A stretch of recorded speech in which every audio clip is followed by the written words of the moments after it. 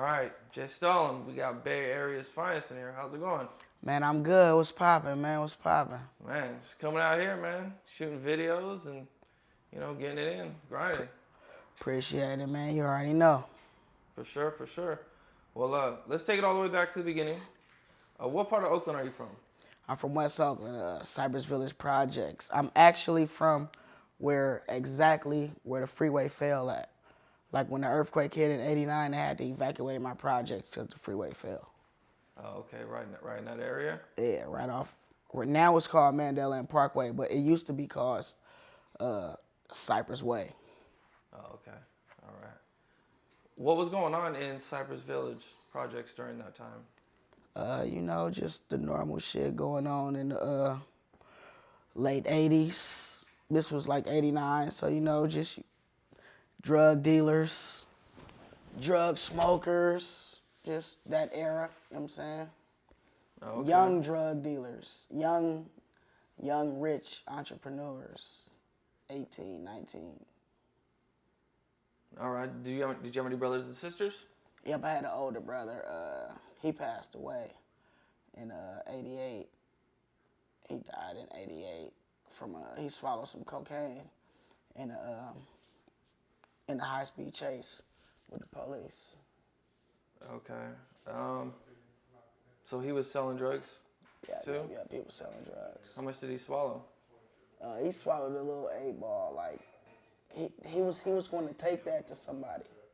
You know what I'm saying? Like, that wasn't even nothing he was selling. That's why it's so crazy.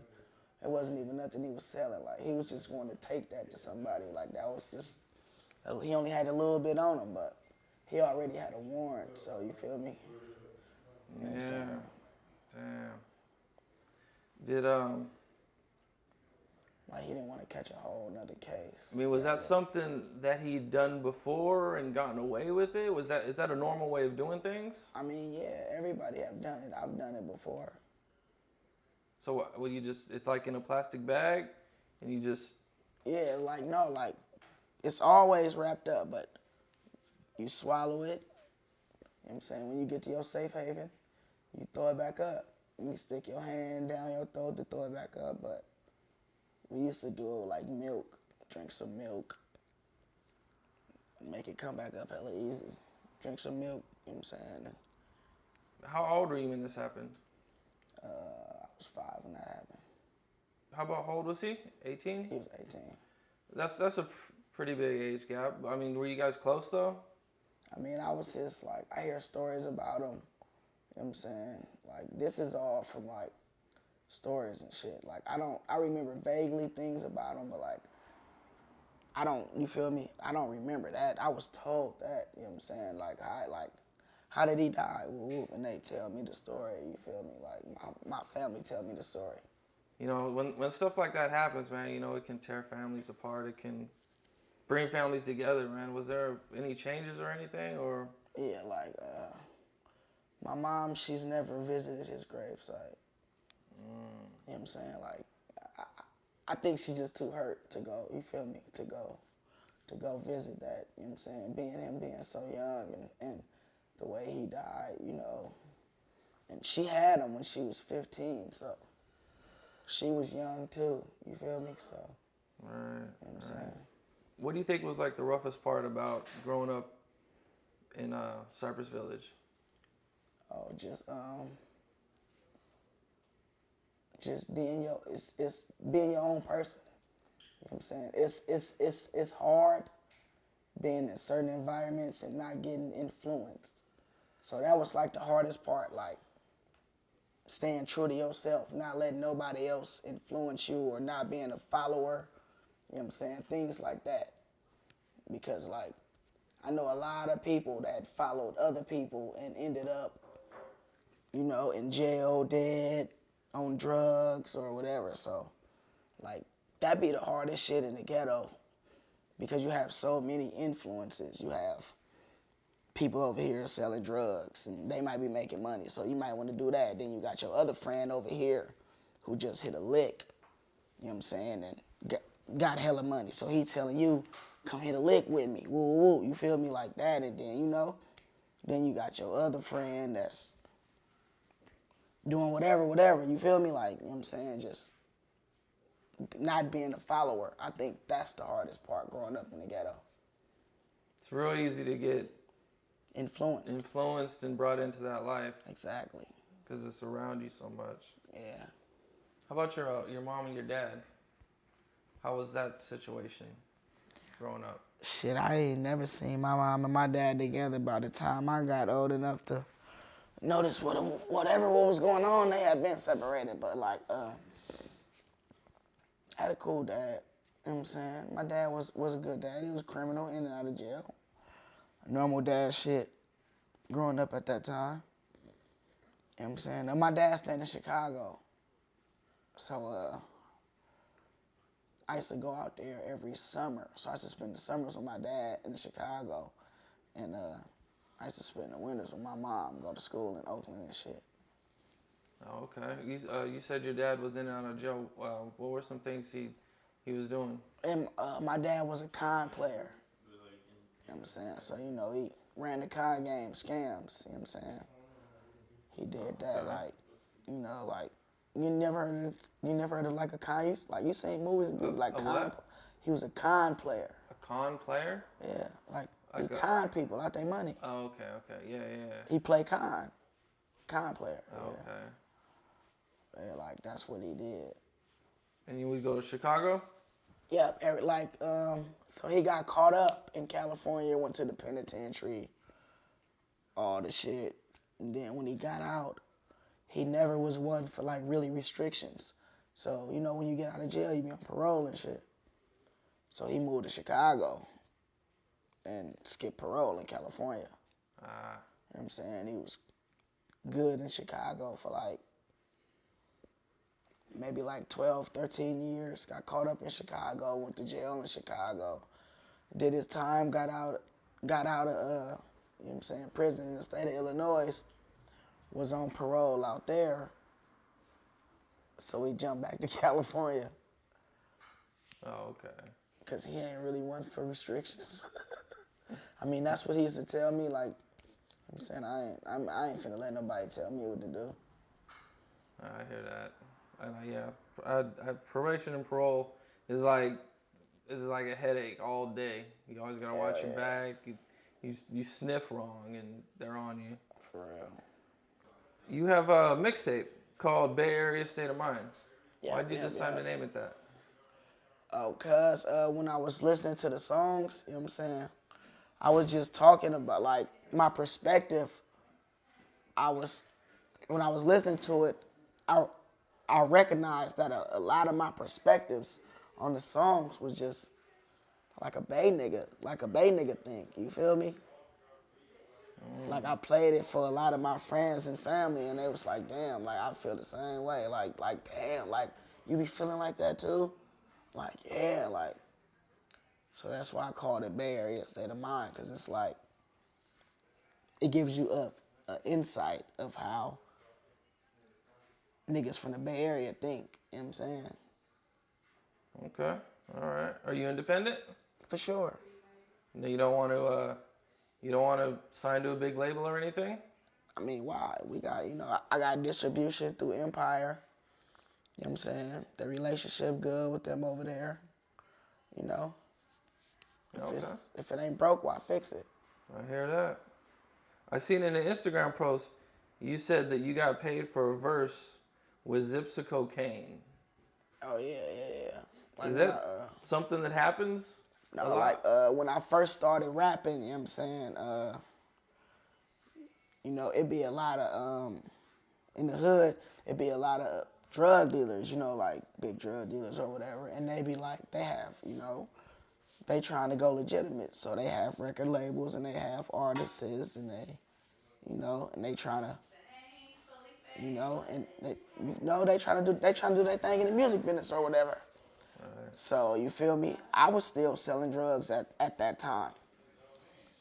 So when, you know what I'm saying, when I was dealing with someone who I knew was in that lifestyle, and they was, you know, like, I want you to do a song with my artist, like, what you gonna charge me, whoop, whoop, or whatever. I'd be like, you know what I'm saying, you know, just, you know, give me a few of them things, you know, we'll make it good. So I guess at 14 you got caught selling drugs and got 11 months on probation. I think I was older than that. I think I was like 16. Oh, okay. Yeah, but I think I was like 16. And that shit. Yep, it was like 11 months. No, it was like longer. It was longer than that. I was 16. I didn't get on probation until I was 18. Oh, okay. All right. What was going on in your life that you had to sell drugs for at that age? I mean, shit, my mama was smoking crack. So you feel me? Like, she ain't, all her money is going to crack. So, you know what I'm saying? I had to get it how I live.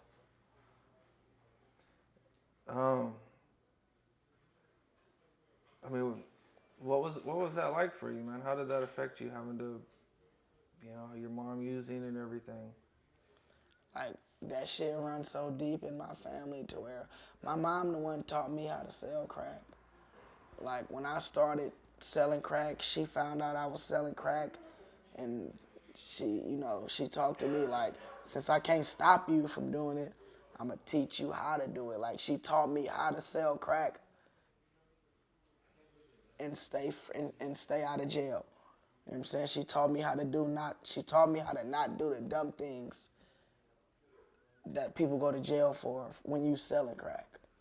You know what I'm saying? Just, the tangibles, the 10 crack commandments. Yeah. How old were you when you, I was 16. how old were you when you, like, noticed that, that your mom was on drugs and... Shit, I probably was like 5. That young? Yeah. Yeah, but like back then, it was normal. It wasn't normal, but everybody was like functioning. See, back then in the early 80s, not early 80s, but like late 80s, crack, like, it still wasn't, a lot of people did it recreational, like weed. You feel me? So it wasn't as bad as it is now today. You know what I'm saying? Like, it was very, very fucked up. Like, you had certain people that just start smoking crack and then they was fucked up. And then you had other people who could smoke crack and still maintain a regular lifestyle and still have money and do that type of shit. And that's the type of addict my mom was. Like, my mom sold drugs too. So she smoked and sold. Just like a motherfucker who sell weed, who smoke weed and sell weed. You know what I'm saying? She just sold more crack than she smoked. Did she ever get in, like, bad situations because of it? Yeah, she went to jail. Damn, that's crazy, because a lot of shit happened when I was 16. She went to jail when I was 16, too. Over drugs? Yeah, she caught a dope case. She got caught with some dope and some money. So this was just, I take it, just all through your project areas, man. This was just, like, Yeah. as soon as you step out the door, it's like just everywhere. Everybody's doing it. Yeah, this was the Cypress Village projects in the late 80s. The crack era, right? Yeah. Yeah. Right in the heart of West Oakland. What were some of the things that, like, outside of, your family that you might have seen growing up out there? You see it all from everything, from prostitution to homicides to motherfuckers who start selling dope and get rich and end up in jail, and friends go to jail for life, and friends get murdered, and, you know what I'm saying, friends get backdoored, friends kill friends, robbing friends, all that type of shit. You have situations where your friends killed each other, or one of them killed the other one? Man, I know so many people that didn't, like, I know this person and I know this person, and one of them done killed the other. Like, that's normal. Mm-hmm. Like, that's actually normal where we from. Like, yeah. Like, not even in West Oakland, like the whole Bay Area. That's just normal. Right. Like whenever if somebody get murdered and then they find out who did it, it's very, very rare that a person don't know the killer and the deceased. Like, that's normal as fuck. Like, damn, oh, Blood did that. Damn. Like, why Blood do that to Blood? Like, that's fucked up. What would be most of these situations over drugs? Or it could be anything? It's the ghetto, man. Money, sex, drugs, murder. Yeah. Niggas be killing each other over bitches, money, hating, jealousy, all type of shit. Like, it's really the jungle. Like, it really takes a very, very bright person to maneuver, you know what I'm saying, through that Bay Area like that without ending up in jail, broke, or dead. Like, for real. It takes a very strong-minded person. You said, in a recent post, you said that you lost 2 of your favorite people on the planet this year. It seems like you've lost quite a few friends from the streets, man. How does that take a toll on you, going through that? You're gonna lose a lot of friends in the streets when a lot of your friends are still in the streets. You know what I'm saying? I lost my little brother first, then I lost my little brother Tay Earl. He died January 4th, and then I lost my nigga P. Hussle from Akron, Ohio. One of my best friends in the world. He got murdered like 6 months later in Ohio. Damn. And this was all street related type of stuff. Yeah, you know how it is, bro. Yeah. Murder is a murder, no matter what it is. How old were you when you lost your first friend? Shit, when I was like, my nigga Aaron, rest in peace, AW. When I was like, I think maybe like 9, 10, my nigga Aaron, he drowned. He drowned in a pool. They had snuck into a swimming pool when it was closed on the late night and went swimming and shit, and he drowned. How old was he? He was, Aaron probably was like 11. I probably was like 8. He probably was like 11 or something. Yeah, but my brother, that's the first person that I ever remember losing, like dying ever. It's my older brother, Lamar. Yeah. How does it feel to go from living the type of life that could get you years in prison, to making legal money, driving expensive cars, paying taxes, and doing everything legit now? It feel great. You know what I'm saying? Cause like, when you're a rapper, it's all based on talent. So, you know your well ain't gonna run dry as long as you work hard. You feel me? And you keep pushing. You know what I'm saying? It's not like, it ain't like, it's just, it's a talent-driven thing.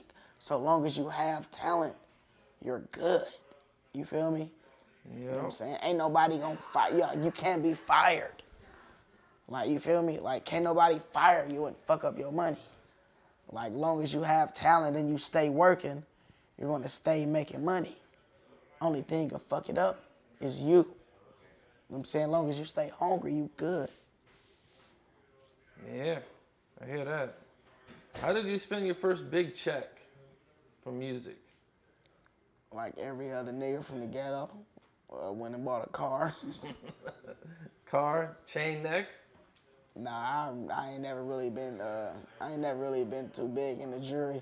My mama always used to tell me jewelry depreciate with value. You know what I'm saying? She been telling me that for a long time. All right, so being so young and going through this, I mean, you're seeing these, friend, kid in a casket. What were your like thoughts going on? I mean, were you like, I want to get out of here? Were you just like, this is normal, getting adjusted to it? Back then, I think you just really adjust to it. You know what I'm saying?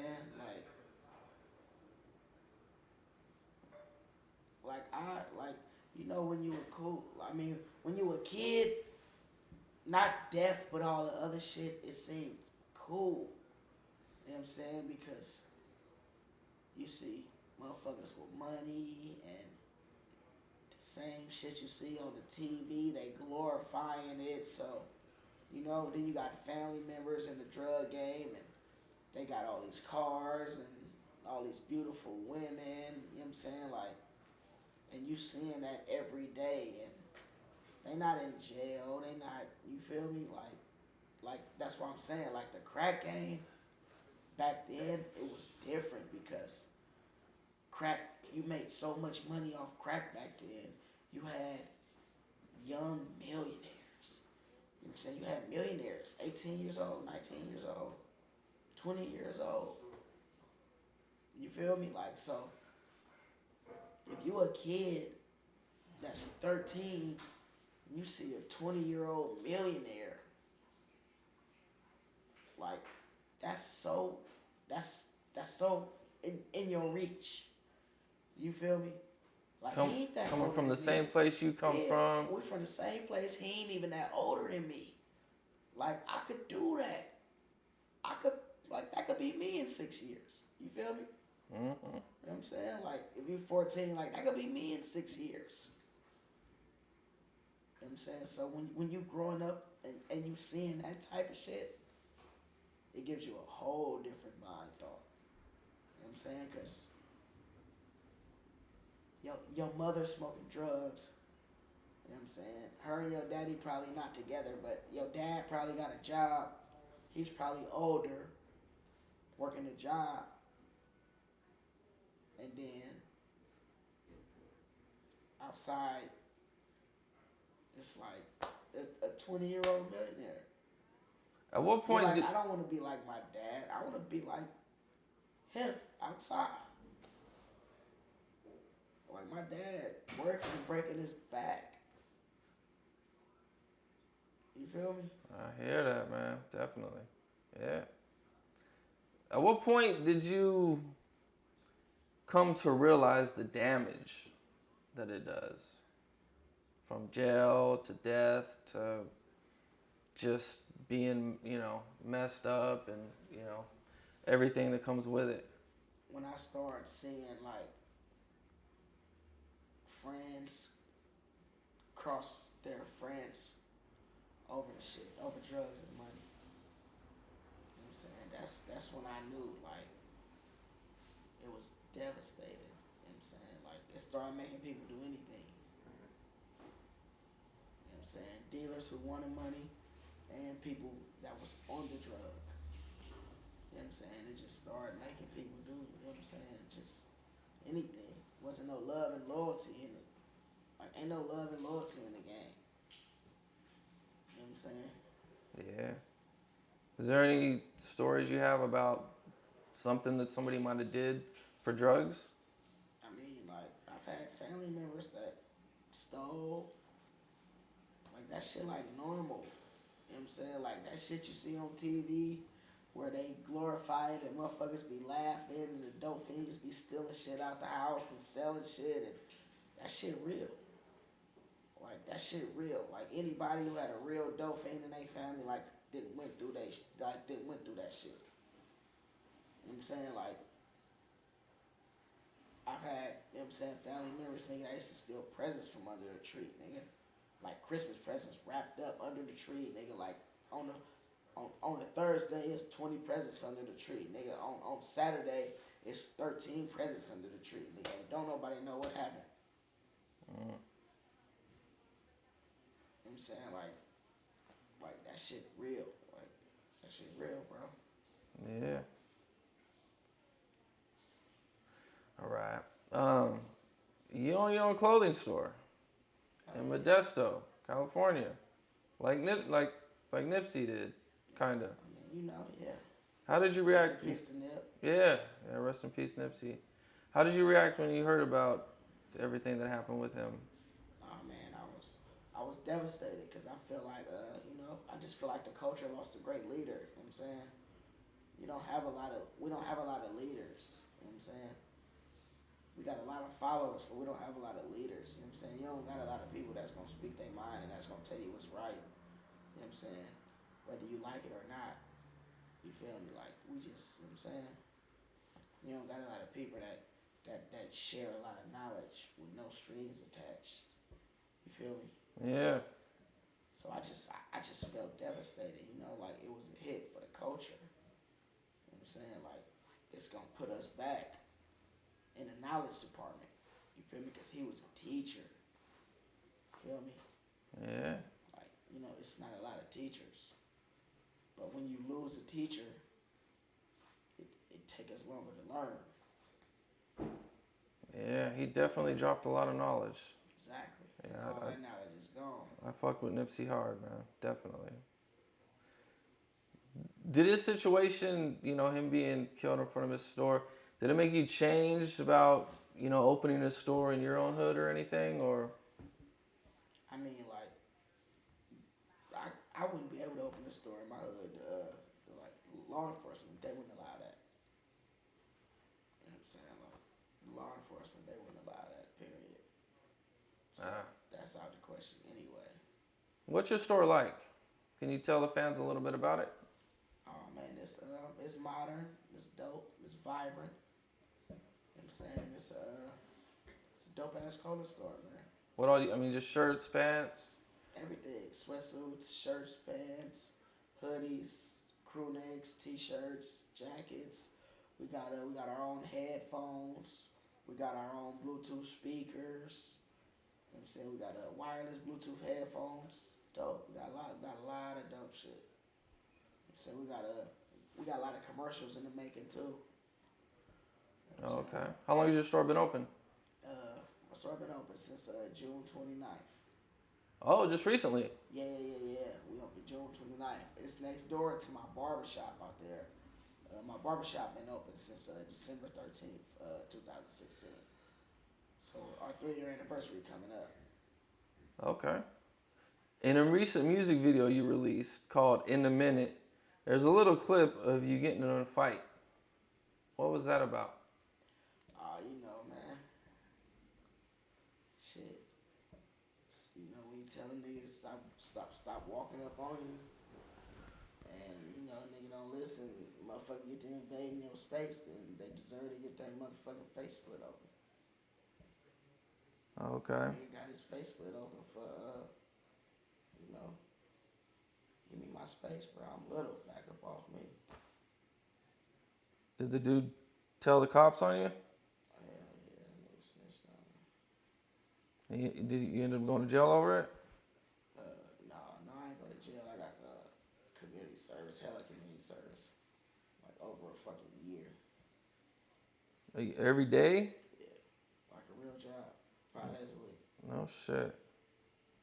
Fuck. Yeah, I mean, you know, a lot of rappers attract attention, like, you know, with their jewelry or end up in bad situations. I mean, did you have security that day, or? No, I had no security, but it wasn't even about my jewelry. You know what I'm saying? Some niggas just be hating, man. I don't know. I don't even know what it was about. Oh, okay. I just know I wasn't the aggressor. You know what I'm saying? I mean, I guess they say it. The court of law said I was the aggressor at the end, but I didn't start the shit. You know what I'm saying? I didn't start the shit. Do you think it's more dangerous being a rapper nowadays than what it used to be? I mean, it depends on how you carry yourself. You know what I'm saying? It's all about how you carry yourself. You know what I'm saying? I believe, you know, you treat people how you want to be treated. You know what I'm saying? If you treat people with respect and carry yourself with respect, you know what I'm saying, and you demand respect because you respect other people, then it's only one way to treat you. And then if a motherfucker can't respect that, that's a personal problem. That's on them. Cause you ain't never disrespected. You know what I'm saying? Then whatever happens, whatever you do, you know what I'm saying, is, like I said, you didn't start the problem. You know what I'm saying? The motherfucker tripping on their own shit, then that's some personal shit. Yeah. Yeah. You had an intro on one of your albums called Tupac.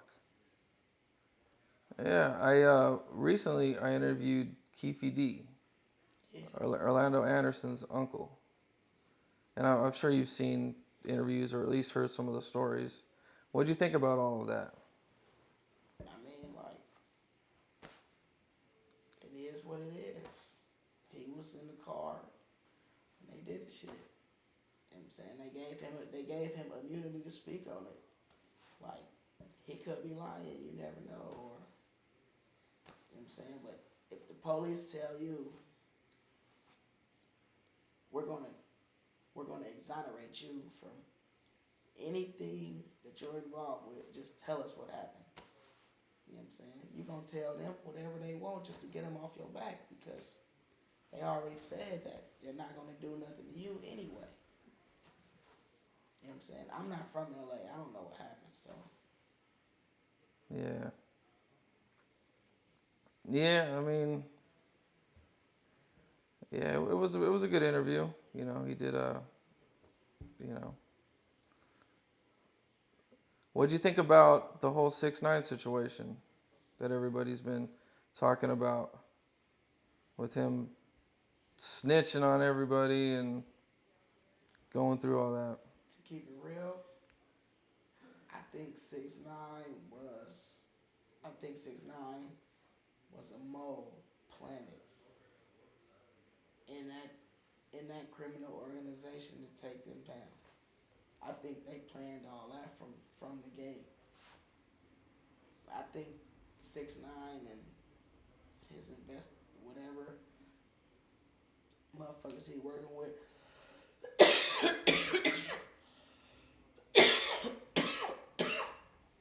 NYPD or the FBI or whoever the fuck they is, I think they like planned that shit from the gate and sought that gang out. You feel me? Yeah. Like, I don't think that was a coincidence that they just met him and all they shit getting wiretapped and now he telling everything. You know what I'm saying? I think he was the Donnie Brasco. Okay, to bring them down? Yeah, I think he was planted there. Do you think he'll have a career when he gets out? I mean, shit. The game had changed. The game had changed a whole lot. And, you know, snitches don't really get stitches no more. Yeah, I think, I mean, like, a lot of shit done made the game change because, like, there's cameras everywhere now. You can't just bounce out. I mean, you can, but, like, it's a 50% chance you're going to get caught on camera. You feel me? You can't just roll up to nobody and just shoot them in the face no more. Like, fucking cameras everywhere. it's a tough time. It's a bad time to be a gangster. It's a very, very bad time to be a gangster. I mean, gang injunctions, gang enhancements, paid snitches. I mean, they got all the technology in the world. Like you said, cameras. I mean, there's just, they got so many weapons now they can use that it's just not. It's not worth it. Yeah. Not many people are going to be successful. It's not like back in the 90s where, you know, dudes they'd be on a fucking rampage for years and shit, doing shit, selling drugs and, you know, shootings and all types of shit. It ain't like that no more. It ain't like that. Technology done fucked up everything. Yeah. Technology, nigga, cell towers. Nigga, you go do something stupid, nigga, they hit you, nigga. They hit, oh, you wasn't in that area? Well, the cell towers say your phone was right there. And your phone is in your pocket right now, so you was right there too. Like, this shit, it's just too much, man. It's too much to compete with. Yeah. You think anybody will work with him? Work with who? 6ix9ine. I mean, I would hope not. But then again, you never know. I mean, everybody not cut from the same cloth. Everybody don't stand on the same principles. You know what I'm saying? Like, certain people have real principles that they stand on, whether they in the music game or not. You know what I'm saying? Whether they, you know what I'm saying? Just morals and principles. You know what I'm saying? You don't got to be from the streets to have a moral or principle that you don't fuck with snitches. You know what I'm saying? A snitch is a motherfucker that double crosses. A snitch is a snake. A snitch is a liar. You know what I'm saying? Any right person in their mind would choose not to fuck with a person like that. You don't have to be a gangster not to fuck with a snitch. You feel me? You know what I'm I hear you. Yeah. What is a snitch? You gotta break down everything a snitch is. And then ask them, would you fuck with that type of person? Would you fuck with a motherfucker that look you dead in your face and tell you they love you and then go behind your back and try to get you fucking executed by law enforcement? Would you befriend that type of person? Would I? Hell no. No, not you. Oh, I'm just okay. saying anybody. I was like, if you ask the president, would he befriend that type of person? He gonna be like, no. That's not a friend. You feel me? mm-hmm. So, it's a moral and a code. It ain't about being a gangster. You know what I'm saying? Yeah. I think it's man, I think it's fucked up that the fans aren't gonna like stop him. You know, fans are just gonna they're not gonna give a fuck. They're just gonna, if they like the music, they're just gonna fuck with him, and he's probably gonna come out talking shit about everybody, doing the same clown shit he was doing before, and nobody's, you know, he's probably gonna have 1,000 security with him again. So, yeah. That's probably gonna be like kids though. Right, ain't no real Nowadays, motherfuckers. You know what I'm saying? You can't become that huge superstar now without that super teeny bopper fan base. You feel me? And those are the ones that don't care. You know what I'm saying? It's the teeny boppers. They don't care. They just care about the music. They don't care whatever. So that's why I say he's probably going to be able to, most likely, because the ninth grade kid in high school, or the ninth grade little girl in high school that loves 6ix9ine and this rainbow hair, she don't know what a snitch is. She don't care about if he told on somebody or something. You feel me? Like, she don't care. Like a 10-year-old kid right now will tell you LeBron James, I was gonna say Steph Curry, but I'm gonna say LeBron James because LeBron James is a little bit older.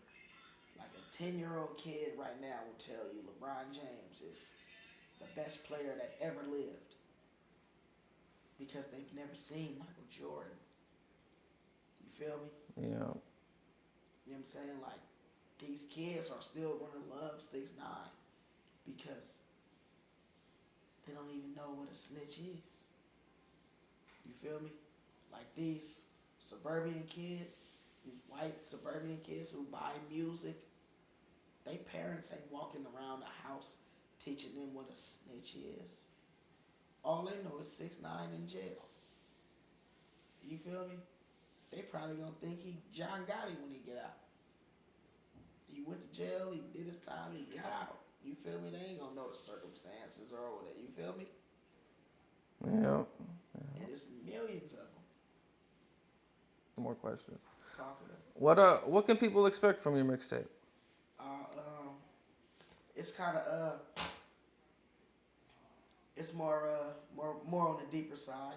It's not a lot of party music on it. It's not a lot of turn up music on it. Cause like I said, it's called Bay Area State of Mind. So I wanted to put the listeners in a certain mind state. You know what I'm saying? You know what I'm saying? I wanted them to actually listen to it and just really dig deep into the mind and the mind frame of a person from the Bay Area. You feel me? Like if they not from the Bay Area and they meet a person from the Bay Area that's out there where they from, wherever, they have a sense of how that person act or react or maneuver, whatever. You feel me? Yeah. Like I really wanted to give a lot of insight on just the mindset of a man from the Bay Area, a man from the projects, you know what I'm saying? Like from the streets, I would say better. Like I really wanted to give the insight and the intellect of the mind frame of a man from the streets of the Bay Area. You know, like. Yeah, is it different from your previous projects? Oh yeah, for sure. It's very different. Because like I said, I talked about a lot of deep stuff to me that I really didn't talk about on any of my other projects. You know what I'm saying? Just like you gotta listen to it. I don't wanna let the cat out the bag and nothing like that. But you know what I'm saying? There's a lot of storytelling on it. You know what I'm saying? It's just not a lot of jibber jabber rapping. You know what I'm saying? You feel me? I told, you know what I'm saying, some stories on it to just, you know, like give you the mindset just of a person that's from the streets of the Bay Area. Like I don't really want to say too much. You know what I'm saying? Because I want listeners to go listen to it. So then when they listen to it and they listen to the whole thing all the way through and they're like, oh, okay, now I see what he was saying. You know what I'm saying? But Storytelling, we don't get too much of that in hip hop anymore. no, you don't. But that's what the game is lacking now. You know what I'm saying? That's what real listeners are missing. You feel me? That's what real listeners are missing, because a story always has a beginning and an end. So the end should always be like a victory. You feel me? That's why when you storytelling, 9 times out of 10 you giving people hope. You feel me? Because you win at the end. You know what I'm saying? Right. I hear that. Yeah. What made you go this direct at this point in your career?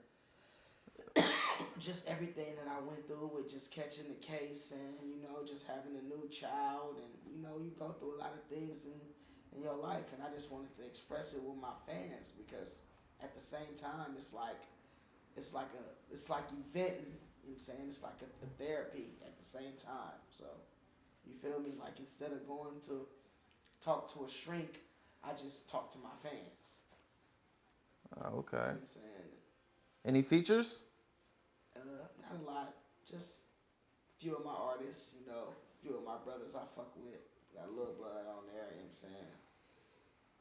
Okay. You got your own label too, right? Yeah, Live Wire Records. Who's all on your label? Me, Spud, Blood, my new group, Brick Money, you know what I'm saying? Brick Money, Shane, Yosama, you know what I'm saying? Shady Nade, you know what I'm saying? Stevie Joe, like we all, like Phil, you know what I'm saying? It's all still family. We all still family, you know what I'm saying? Okay. All right, that's what's up, man. Videos? Dropping videos soon? Oh, yeah, you know, man. You pulled up on me. I was shooting a video. I'm working right now. Yeah. You know. Definitely. All right, man. What? I appreciate you taking the time, man. Thank you, man. I appreciate you. Looking forward to your project. Definitely. Thank you, bro. I appreciate you. All right, man.